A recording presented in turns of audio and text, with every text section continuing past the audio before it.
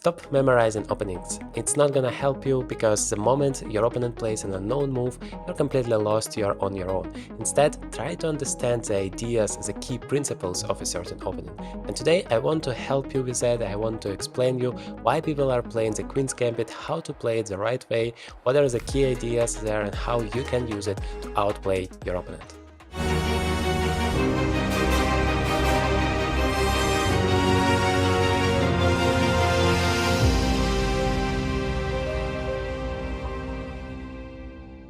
Hi guys, and welcome to the Journey to Grandmaster, the place where you can improve every aspect of your chess game. The Queen's Gambit happens when white plays d4, black answers with d5, trying to control the center, fight for it, and we are playing now c4, basically sacrificing our pawn because it's not protected. That is why it's called the Queen's Gambit. Now there are two ways for black to deal with it, two main ways. Either to take it, which is called the Queen's Gambit accepted, or just to play e6, protect it, and that is called the Queen's Gambit declined, because black is declining this sacrifice. So let's start with d takes c, Queen's Gambit accepted. The point of the Queen's Gambit for white is to get the control of the center, because now we have two pawns in the center, whereas black has only one. So we play the move knight to c3. The main move for black under 2000 is knight to f6. Now we play e4, controlling the center, having two very strong pawns here, and also opening up this bishop, which might take on c4 and get this pawn back. The main move under 2000 is e6. We take it back. Well, we have a very good position, two central pawns, good development. Now, the main move for black is to play bishop to b4, trying to pin this knight and attack the pawn on e4. So the pawn is hanging. What do? Well, we look for the most active way to deal with it. The most active one is to always to go forward, so we play e5, attacking this knight. The knight has to go somewhere, knight d5 is the main move, attacking the knight on c3, and once again, we have to deal with it. What is the most active way? Well, the knight can't go because it's pinned here, so we have to defend it, but at the same time, we have to do something useful for us. We have to develop a new piece. So bishop d2 would be a passive way because the bishop is not that active.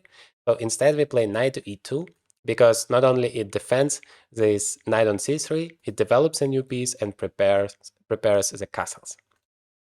So now black castles here and we castles, and now the knight is not pinned anymore. So we are ready to jump knight to e4, and now the whole bishop on b4 thing wouldn't bring anything to black. So that is why black is taken here on c3. We take it always with a pawn, because look at our pawn chain is so beautiful now, so solid, and even if black plays c5 at some point, still we have this defender on c3, so no danger can happen here. So black plays bishop to e7. Now we continue with knight f4, because look at how passive black pieces are. So we have time to establish some attack on the king side. We are playing knight f4. The knight is very active here. We're opening up the queen. It goes to g4. The knight goes to h5, creating some checkmating ideas. The bishop would be opened, so that is a very cool plan for us. The main move is knight to c6 here for black, but the knight doesn't really create any threats because the pawn on d4 is still protected. So we continue the plan with queen to g4. Now the main line under 2000 is a6. We play knight h5. We are creating an immediate checkmate threat, queen takes g7. So black has to play g6. That's the only reasonable way to deal with this threat. Now we are developing another piece. So remember, please, it's always the key to bring as many pieces to the attack as possible, because then it would be very difficult for your opponent to deal with all of the threats. Now the rook is hanging. And notice that we have developed all of our minor pieces, and only this knight has made more than one move here. And it's for a very good reason, because the knight has provoked some weaknesses in the black's camp, created some dangerous threats. If you have a very good reason, then feel free to make more than one move with one piece. Otherwise, try to always develop a new piece with your every move. That would be the best strategy. So now we can just continue the development, rook f to d1, very active, and even though the material is equal here, the position is completely winning for white thanks to the initiatives that we have, thanks to a better development. So all of our pieces are active and we are chasing this key. So that is how you play the Queen's Gambit accepted. Remember, that happens if black takes here on c4. The second option is to defend it, to play e6. Now we still do the same thing. We develop our pieces, knight to c3. Knight goes to f6, knight to f3, Now there are different ways for black to continue, but the classical Queen's Gambit variation is bishop to e7. And now we can develop our dark squares bishop. It has two main ways to be developed, f4 and g5. Bishop g5 is the main line, also the most active one, so we go for it. Then castles. Now we play e3. That's opening up this bishop. And well, we continue our development. We want to castle. The main line for black is to play h6. Bishop goes back to h4 because we want to maintain some pressure along this diagonal. And now the main line below 2000 is to play b6. And of course, black wants to bring the bishop here to make it very strong along the diagonal here. So that's the best moment for us to exchange the pawn on d5. Also because we want to bring our bishop into the game, but if we do it immediately, then black will just take on c4, and we have to spend a second tempo on the bishop. Remember, our goal is always to spend just one tempo on one piece. And also the diagonal is now completely open, so the bishop on b7 is very, very strong.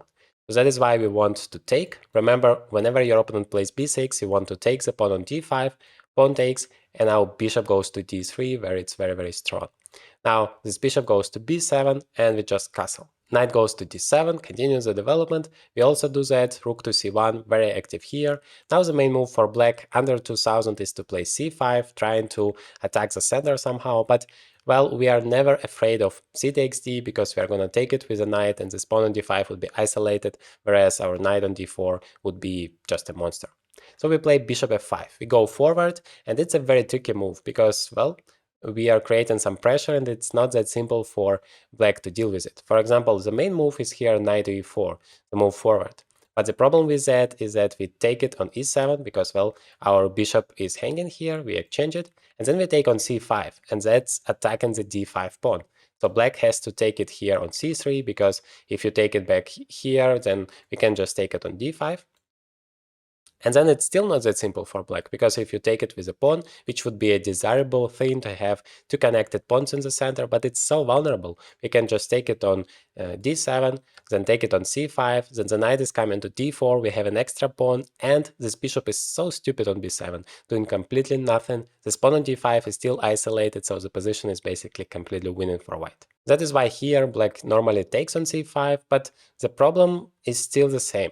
The knight goes to d4, the bishop is still very stupid. Of course, we don't have an extra pawn, but the main line for black is here knight to e4 with the tempo. But what black under 2000 normally doesn't understand is that now we can just exchange it. And once again, this knight is so much stronger than this bishop. It's protected. It's never possible for black to attack it somehow.